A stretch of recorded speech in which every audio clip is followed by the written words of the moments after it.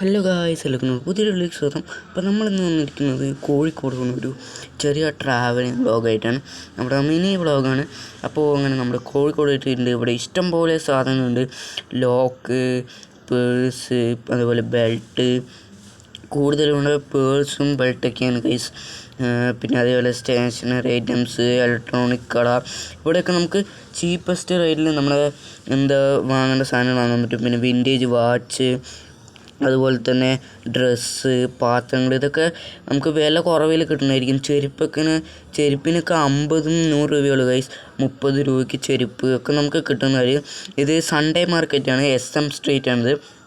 അതുപോലെ ആക്രി ഐറ്റംസ് നമ്മൾ കൊടുത്തു കഴിഞ്ഞാൽ നമുക്ക് പൈസ ഇങ്ങോട്ട് കിട്ടും.